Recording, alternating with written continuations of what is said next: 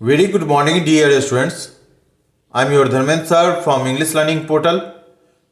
Today, I am going to dictate a chapter which is taken from your Footprints Without Feet.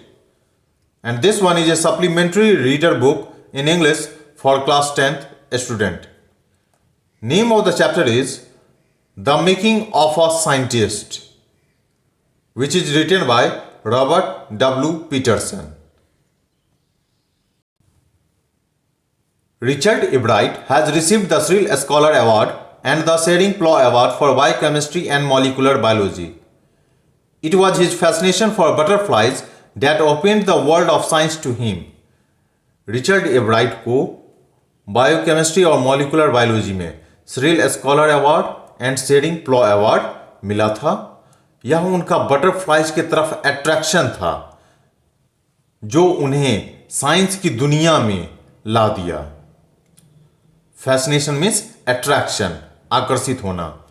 तो from his very childhood he was much more attracted towards butterflies. बचपन से ही उनको butterflies में बहुत ज़्यादा interest था, जिसके कारण उन्होंने बहुत सारा रिसर्च किया और जिसके कारण वह साइंटिफिक युग में मीन्स साइंस की दुनिया में आगे, जहां पर उन्होंने बहुत सारे डिस्कवरी किए।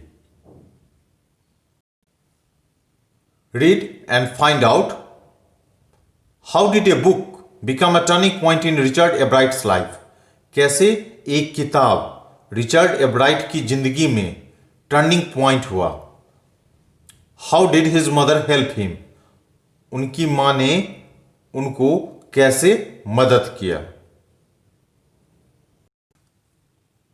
At the age of 22, a former Scout of the Year excited the scientific world with a new theory on how cells work. Richard E. Bright and his college roommate explained the theory in an article in the Proceedings of the National Academy of Science. Scout of the year किसे कहा जाता है? जब कोई भी NCC या इस type के कैडेट से जुड़ा हुआ रहता है तो उसको नॉमिनेट किया जाता है और उस समय में जो अवार्ड दिया जाता है उसको स्काउट ऑफ द ईयर कहा जाता है।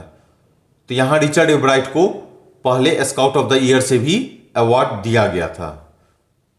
जब रिचर्ड ए ब्राइट 22 ईयर्स के थे, 22 साल के थे, जो एक farmer scout of the year भी थे, उन्होंने साइंटिफिक दुनिया में एक नया थ्योरी लाया था कि सेल कैसे काम करते हैं। आपने बायोलॉजी में पढ़ा होगा, cell is the smallest particle in any living being. जो सबसे छोटा पार्टिकल होता है किसी भी लिविंग बीइंग का, उसे सेल कहा जाता है। रिचर्ड ए ब्राइट और उनके कॉलेज रूममेट ने दोनों ने मिलकर इस थ्योरी को एक्सप्लेन किया था और इनकी यह जो आर्टिकल है वह proceeding of the national academy of science में आई थी। It was the first time this important scientific journal had ever published the work of college students. In sports, that would be like making the big leagues at the age of 15 and hitting a home run your first time at bat. Leagues का अर्थ क्या होता है? Group of sports club और teams playing match among themself. जब sports club ये सब आपस में ही मैच खेलते हैं उसे ही लीग कहा जाता है। तो यह क्या था? ऐसा पहली बार हुआ था, फर्स्ट टाइम हुआ था कि इतना बड़ा साइंटिफिक जर्नल, कौन सा scientific journal? Proceeding of the national academy of science. ये बहुत बड़ा जर्नल है। तो यह पहली बार ऐसा हुआ था कि इसने कॉलेज स्टूडेंट के काम को पब्लिश किया था। अगर इसका हम खेल से तुलना करें इन स्पोर्ट्स, ये वह वैसा ही था मानो जैसे एक 15 साल का बच्चा होम लीग में अपने बैट से पहली दफा पहला होम रन कर रहा है। होम रन क्या होता है? बेसबॉल में होम रन कहे जाते हैं, जैसे क्रिकेट में 4, 6 सिंगल कहे जाते हैं, उसी तरह बेसबॉल में होम रन कहा जाता है। For Richard a bright it was the first in a long string of achievements in science and other fields and it all started with butterflies. और रिचर्ड ए ब्राइट का science में बहुत सारा achievement है, उनमें से यह क्या था? पहला अचीवमेंट था। और यह सब कहां से स्टार्ट हुआ था? It all started with butterflies. ये सब के सब कहाँ से स्टार्ट हुए थे? बटरफ्लाई से स्टार्ट हुए थे। An only child, a bride grew up north of Reading, Pennsylvania. There was not much I could do there, he said. I certainly could not play football or baseball with a team of one. But there was one thing I could do, collect things. यह क्या थे? अपने family में अकेले child थे, इसलिए यहाँ use किया गया an only child.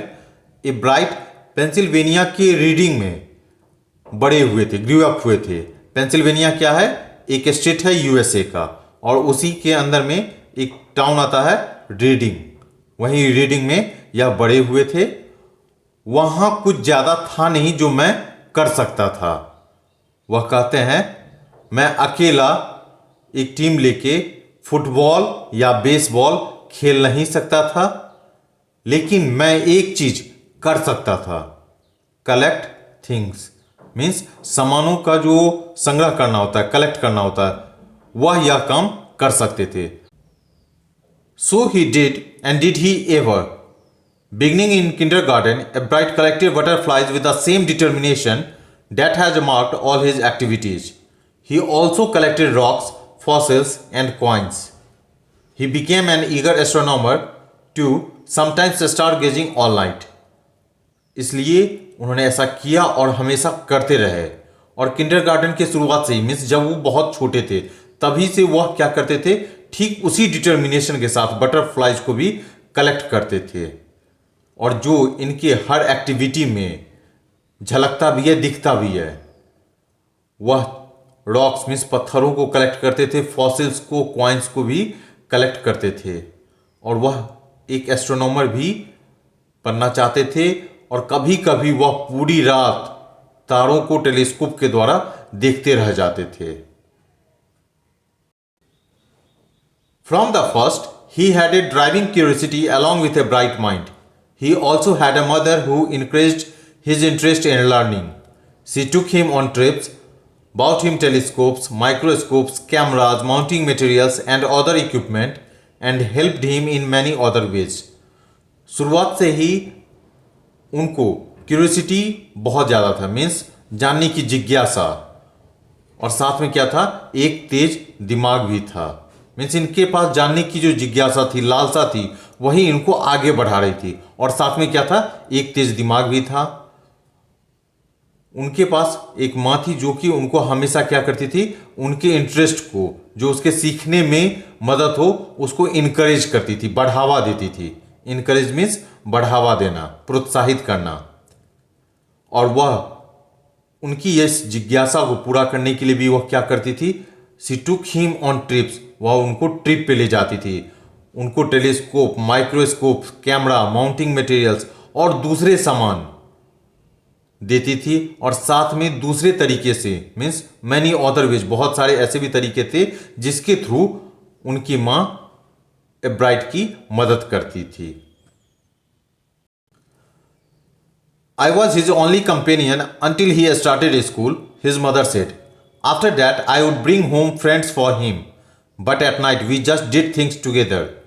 Richie was my whole life after his father died when Richie was in 3rd grade. उनकी माँ कहती है, जब तक उन्होंने स्कूल जाना स्टार्ट नहीं किया, मैं ही उसकी अकेली कंपेनियन थी, दोस्त थी। और बाद में मैंने उसके लिए घर पर ही दोस्तों को लाना स्टार्ट कर दिया। लेकिन रात में हम लोग साथ में ही चीज़ें किया करते थे। उसके पिताजी के मर जाने के बाद रिची ही मेरी पूरी जिंदगी थी। रिची यहाँ पर निक नेम है रिचर्ड एब्राइट का। और उस समय में रिचर्ड एब्राइट 3rd ग्रेड में थे। मीन्स जब इनके पिताजी एक्सपायर किए थे, डेड किए थे, उस समय में रिचर्ड एब्राइट 3rd ग्रेड में थे। She and her son spent almost every evening at the dining room table. If he didn't have things to do, I found work for him. Not physical work, but learning things. His mother said he liked it, he wanted to learn.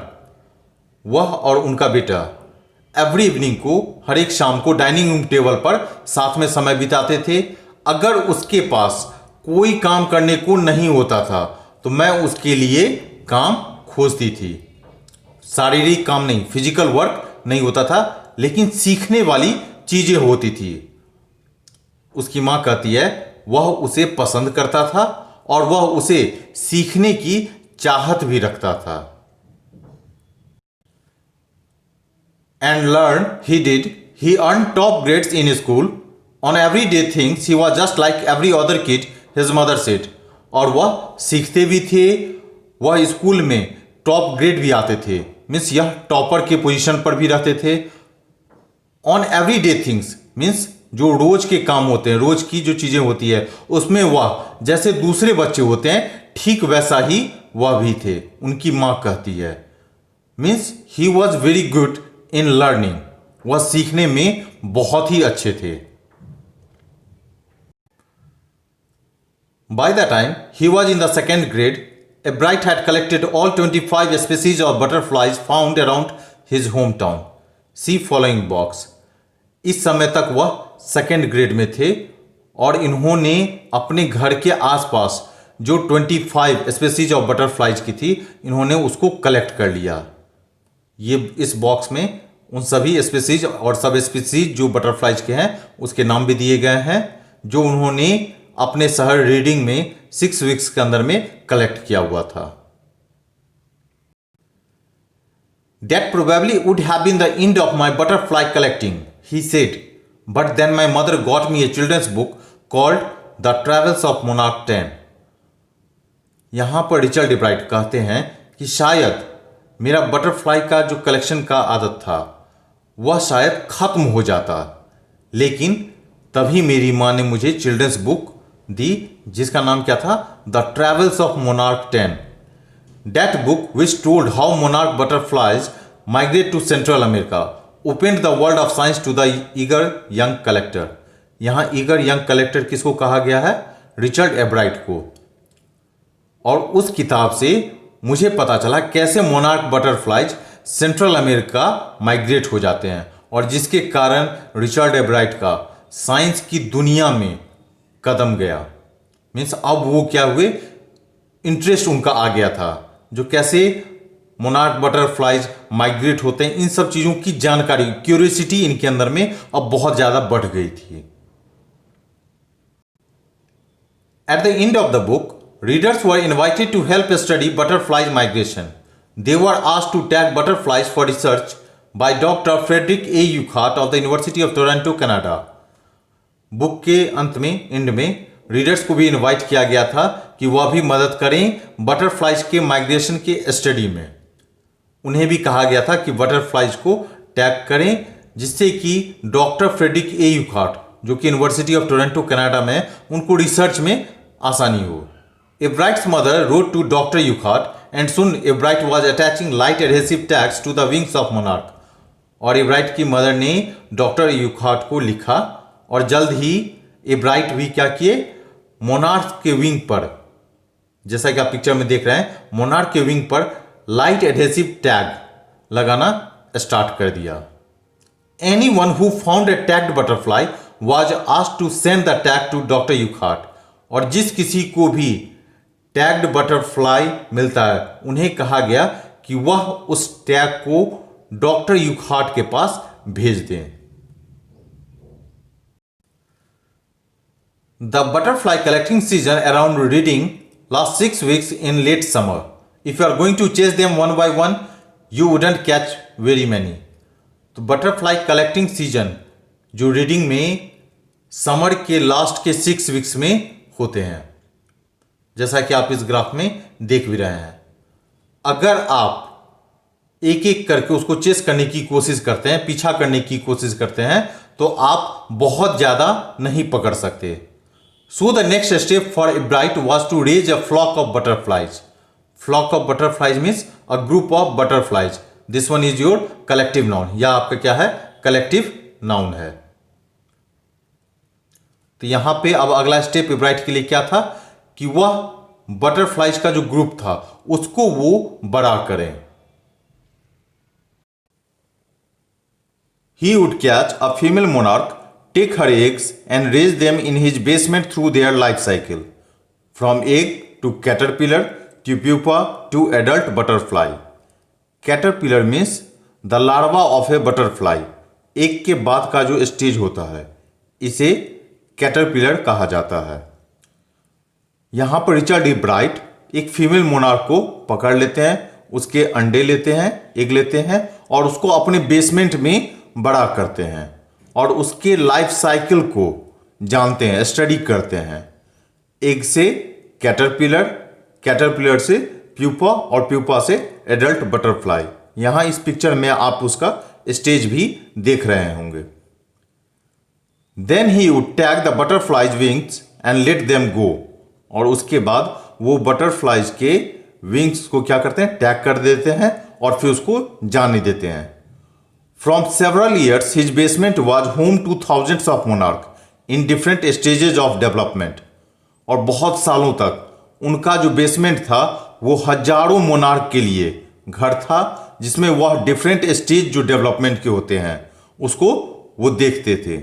यहां पर जैसा कि आप stage देख रहे हैं, ये सारा स्टेज उनके बेसमेंट में होता था।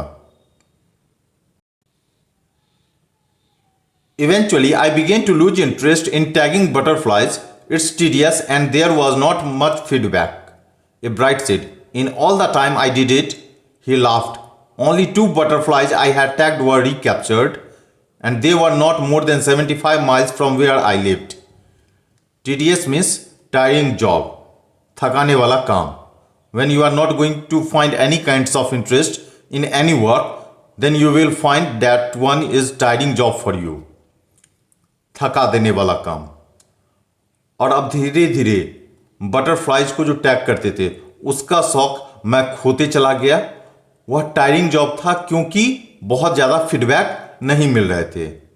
इब्राइट ऐसा कहते हैं, जब तक मैंने यह किया, वहां से वे ये चीज़ बता रहे हैं, सिर्फ 2 बटरफ्लाइज को मैं दोबारा पकड़ पाया और वे हमारे घर जहां पे मैं रहता था वहां से वह 75 माइल्स की दूरी तक भी नहीं जा पाए थे। Then in the 7th grade, he got a hint of what real science is when he entered a county science fair and lost. It was really a sad feeling to sit there and not get anything while everybody else had won something. County means region. Local level पर जो organise किया जाता है उसे ही county कहते हैं। जब Richard Ebright 7th grade में थे तब इनको वास्तविक साइंस क्या होता है उसका हिंट मिला था। जब वह काउंटी साइंस फेयर में पार्टिसिपेट हुए थे और हार गए थे, वह सचमुच में खराब फीलिंग थी वहां बैठना और कुछ ना मिलना, जबकि सभी लोग कुछ ना कुछ जीत रहे थे। Ebright said his entry was slides of frog tissues which he showed under a microscope. He realized the winners had tried to do real experiments, not simply make a neat display. Ebright कहते हैं उनका जो entry था वह slides of frog tissues था, means frog tissue का slides बनाए हुए थे और जिसे माइक्रोस्कोप के नीचे देखा जाता था। उन्होंने महसूस किया कि जो जीतने वाले थे, विनर्स थे, उन्होंने वास्तविक एक्सपेरिमेंट किया था, ना कि सिर्फ एक नीट डिस्प्ले किया हुआ था। तो रिचर्ड इब्राइट ने क्या किया हुआ था, माइक्रोस्कोप के नीचे में फ्रॉग टिश्यूज रख दिए थे जिससे कि जो भी आ रहे थे वह सिर्फ देख रहे थे, और उसी के जगह पे जो विनर्स थे, जो दूसरे पार्टिसिपेंट थे, उन्होंने क्या किया हुआ था, रियल एक्सपेरिमेंट करके दिखलाया हुआ था।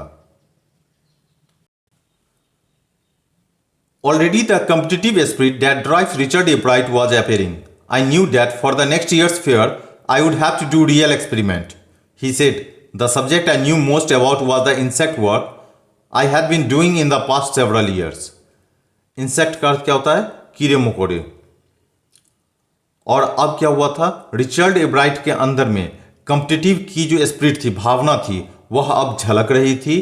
मैं जानता था अगले साल के फेयर में मुझे वास्तविक एक्सपेरिमेंट, रियल एक्सपेरिमेंट करने होंगे।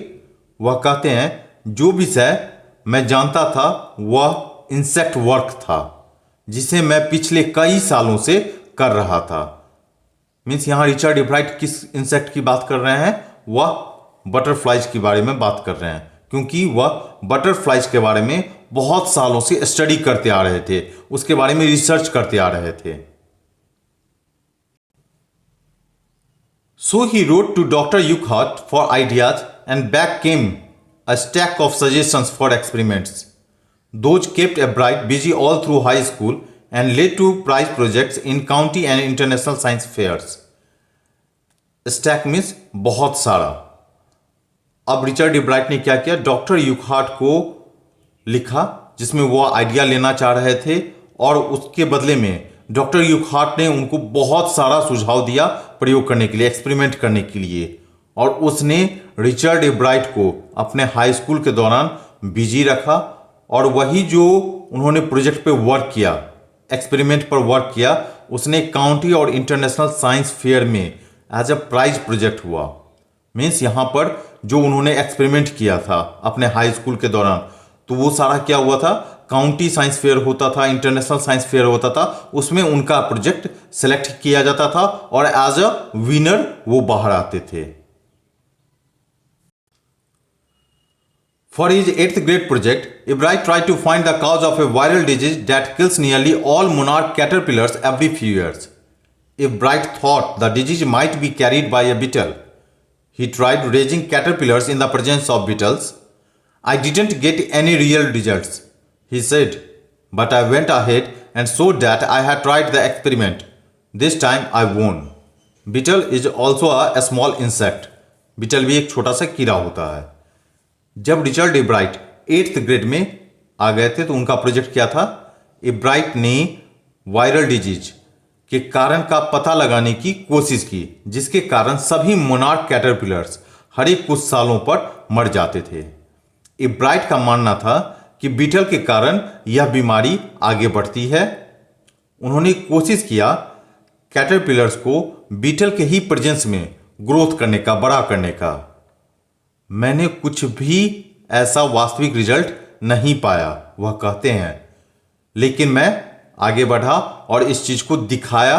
मीन्स एक्सपेरिमेंट करके इस चीजों को मैंने दर्शाया. इस बार मैं जीता.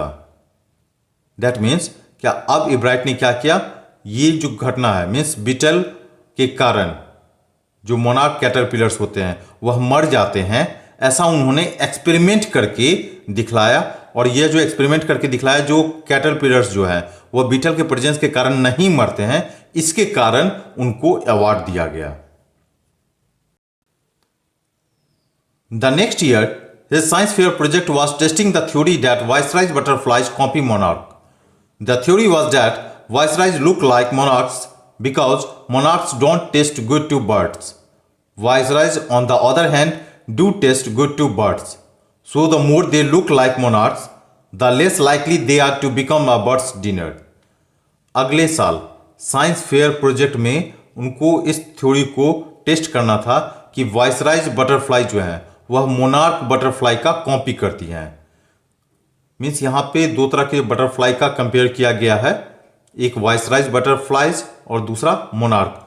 दोनों देखने में एक जैसे ही लगते रहते हैं.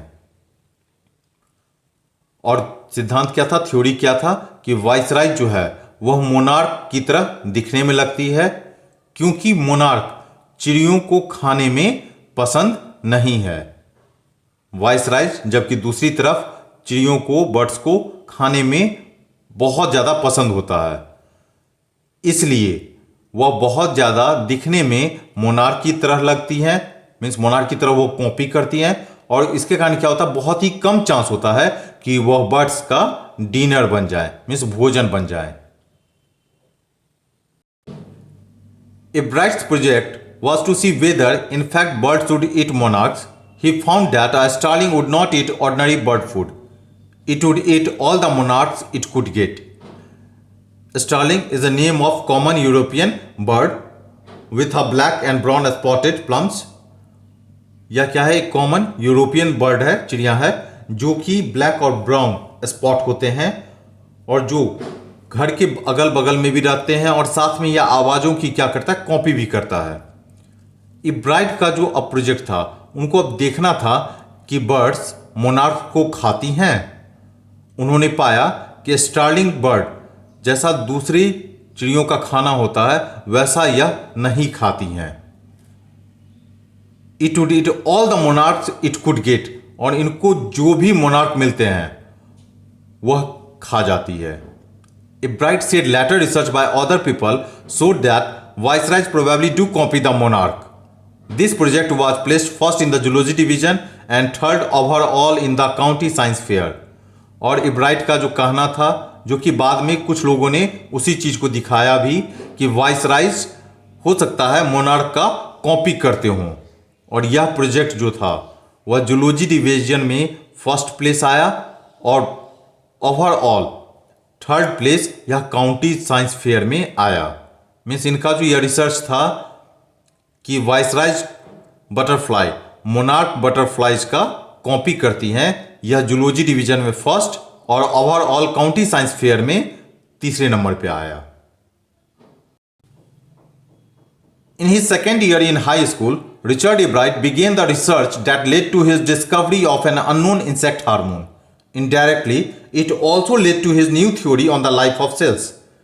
रिचर्ड इब्राइट जब हाई स्कूल में सेकेंड ईयर में थे तो रिचर्ड इब्राइट ने एक रिसर्च की शुरुआत की।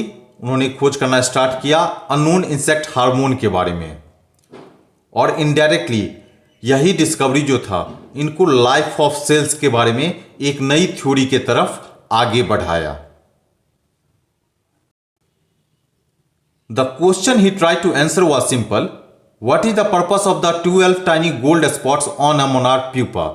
Everyone assumed the spots were just ornamental, Ebright said, but Dr. Urquhart didn't believe it.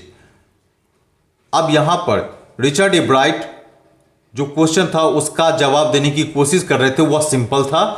वह क्वेश्चन क्या था? मोनार्क प्यूपा के ऊपर में जो 12 टाइनी गोल्ड स्पॉट्स होते हैं उसका पर्पस क्या है? और इब्राइट कहते हैं सब लोगों का मानना है कि वह जो स्पॉट्स हैं वह ऑर्नामेंटल हैं, मीन्स वह सिर्फ सजावट के लिए होते हैं।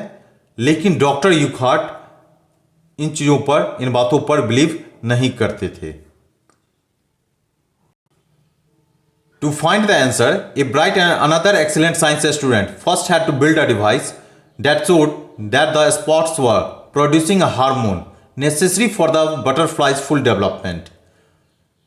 इसका जवाब पाने के लिए इब्राइट और दूसरे एक्सीलेंट साइंस स्टूडेंट दोनों ने मिलकर फर्स्ट टाइम इन्होंने एक डिवाइस बनाया जिससे कि उन्होंने दिखाया कि यह स्पॉट्स जो होते हैं वह हार्मोन को प्रोड्यूस करते थे जो कि बटरफ्लाइज के फुल डेवलपमेंट के लिए नेसेसरी था। This project won Ebright first place in the county fair and entry into the International Science and Engineering Fair. There he won third place for zoology. He also got a chance to work during the summer at the entomology laboratory of the Walter Reed Army Institute of Research. और इनका जो वह project था एब्राइट का, उसने county fair में first place आया था और इसके कारण international science and engineering fair में भी इनको एंट्री मिल गई थी और वहाँ जूलॉजी में इनको थर्ड प्लेस मिला था, मीन्स तीसरे स्थान पर यह आए थे। और इसके कारण ही इनको Walter read army institute of research, इसमें इनको समर में एंटोमोलॉजी लैबोरेटरी में काम करने का मौका मिला। एंटोमोलॉजी किसे कहते हैं? जहां पर इंसेक्ट्स के बारे में स्टडी किया जाता है। As a high school junior, Richard Ebright continued his advanced experiments on the monarch pupa. That year, his project won first place at the International Science Fair and gave him another chance to work in the Army laboratory during the summer. और high school में वो junior थे और इसके कारण Richard एब्राइट को monarch pupa के ऊपर में लगातार एडवांस एक्सपेरिमेंट करने का मौका मिल गया था और उस साल उनके प्रोजेक्ट को इंटरनेशनल साइंस फेयर में फर्स्ट प्लेस आया था, मीन्स फर्स्ट प्लेस उन्होंने जीता था। और इसके कारण इनको आर्मी लैबोरेटरी में गर्मी की छुट्टियों में फिर से काम करने का मौका मिला। In his senior year, he went a step further.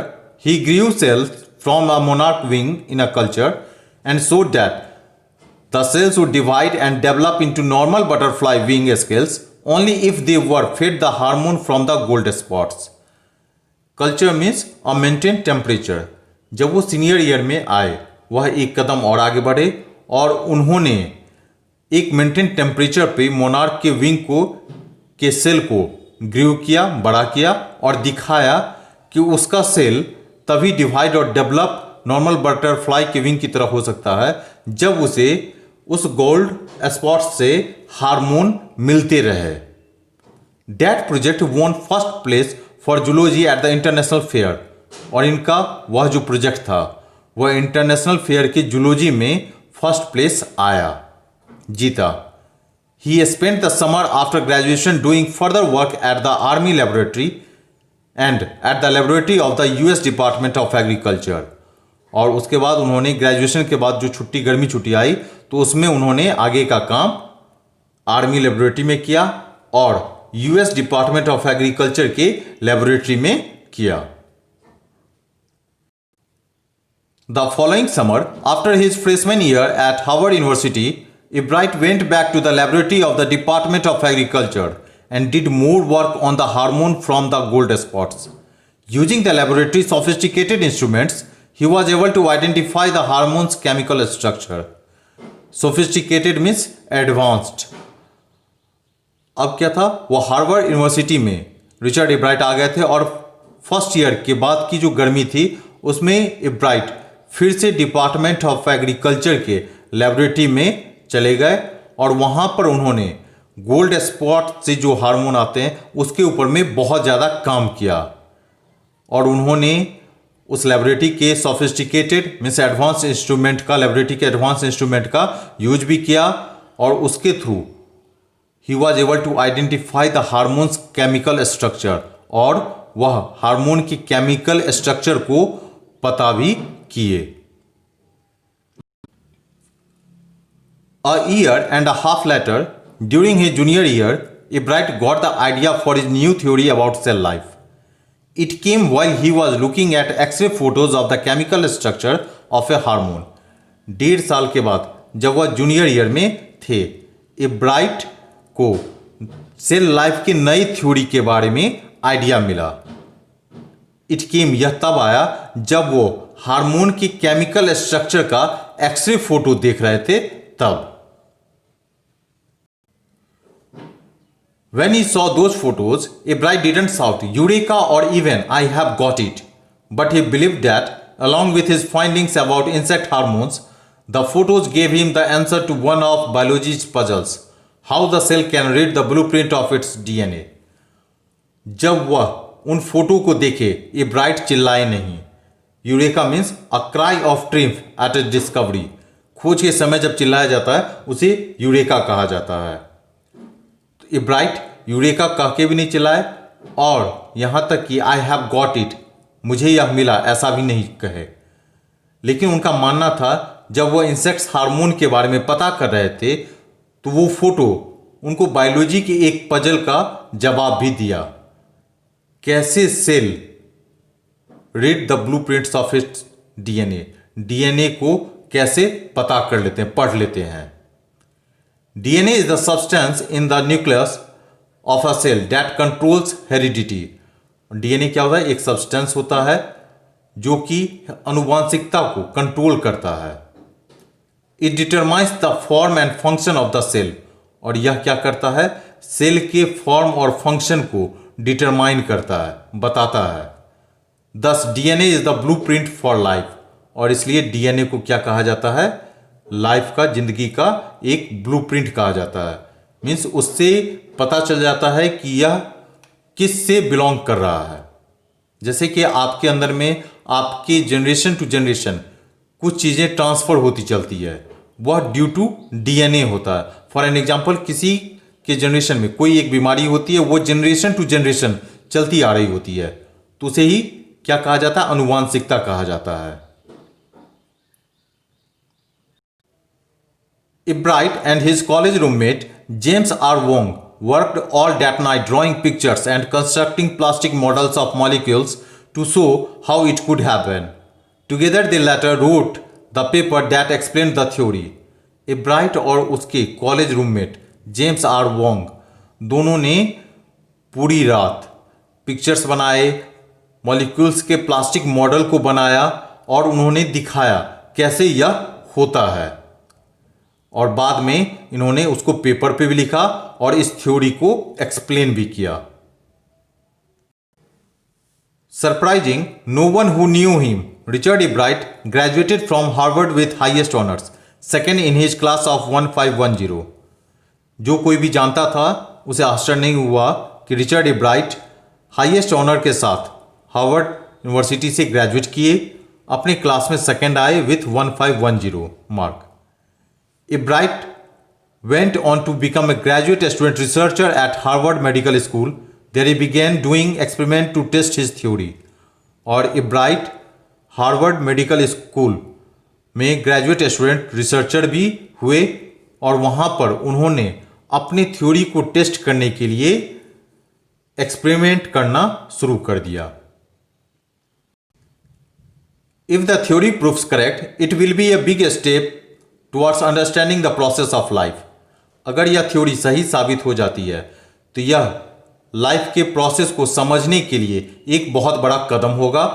It might also lead to new ideas for preventing some types of cancer and other disease, और यह कुछ बीमारियों लाइक कैंसर और अदर डिजीज को रोकने में भी एक आइडिया दे सकता है। All of this possible because of Ebright scientific curiosity, और यह सब तभी संभव हो सका, पॉसिबल हो सका क्योंकि ए ब्राइट की क्या थी, साइंटिफिक क्यूरियोसिटी थी, उनको जानने की जिज्ञासा थी। His high school research into the purpose of the spots on a monarch pupa eventually led him to his theory about cell life, और उनकी जो हाई स्कूल में रिसर्च करना, उनकी जो क्यूरियोसिटी थी कि मोनार्क प्यूपा के ऊपर में जो स्पॉट्स होते हैं, 12 गोल्ड टिनी स्पॉट्स जो होते हैं, उसके बारे में जो जानने की इच्छा हुई थी, वही इनको कहाँ पे ले आई, सेल लाइफ की थ्योरी के बारे में। मीन्स सेल लाइफ की जो थ्योरी है उसको जानने की जिज्ञासा उनमें आई। Richard E. Bright has been interested in science since he first began collecting butterflies, but not so deeply that he has not time for other interests. E. Bright also became a champion debater and public speaker and a good canoeist and all-around outdoor person. He is also an expert photographer, particularly of nature and scientific exhibits. Canoeist का अर्थ क्या होता है? A person who paddles a canoe और light boat, जो हल्की नाव को चलाता है, वैसे इंसान को कैनोइस्ट कहा जाता है। रिचर्ड ए ब्राइट का साइंस में इंटरेस्ट था जब से उन्होंने बटरफ्लाइज को कलेक्ट करना स्टार्ट किया था, लेकिन इतना भी डीपली नहीं था कि वह अपने दूसरे इंटरेस्ट में समय ना दे पाए। ए ब्राइट एक चैंपियन डिबेटर, एक पब्लिक स्पीकर भी थे, एक अच्छे कैनोइस्ट भी थे और ऑल अराउंड आउटडोर पर्सन भी थे, जो बाहर का भी बहुत कुछ काम करता हो।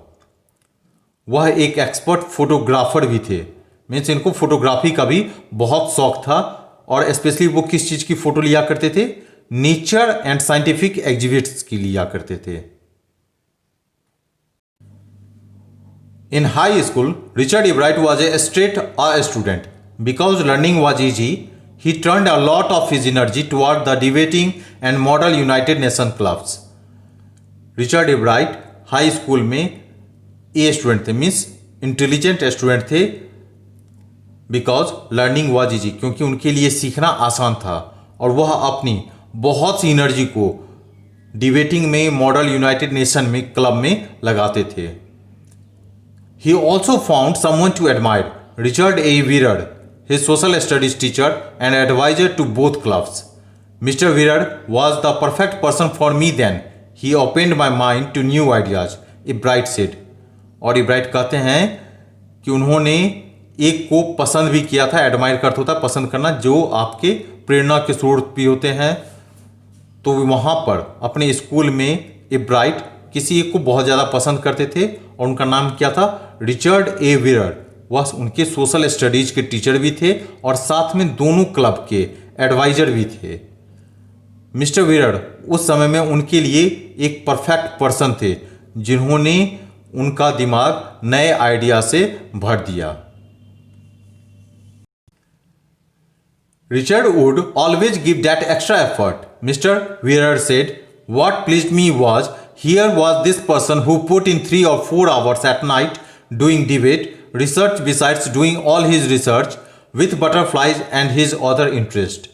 मिस्टर वियर्ड कहते हैं, जो उसके सोशल स्टडीज के टीचर हैं, वह कहते हैं कि रिचर्ड हमेशा एक्स्ट्रा एफर्ट देता था और जो मुझे सबसे ज़्यादा पसंद था वह था कि वह 3-4 घंटे रात में डिबेट पर काम करता था अपने रिसर्च के अलावा, और भी अपने रिसर्च भी करता था बटरफ्लाइज के बारे में और अपने दूसरे इंटरेस्ट पर भी काम करता था.